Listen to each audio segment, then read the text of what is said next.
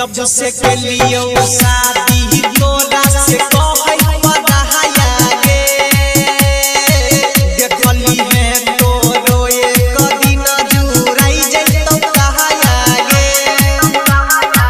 छोड़ के गई बहु दुनिया के तब दिखत में साया गे हमारा खातिर जना के बेचैन तोरा हुए के पड़ता मरी जई बहुता मंगिया तोरा धोवे के पड़तौगे सच्चा कइले हो कि मोहब्बत रोवे के पड़ता सच्चा कइले हो कि मोहब्बत रोवे के पड़ता Radhika recording studio Saharsa. DJ Vikas Riga Sitamarhi.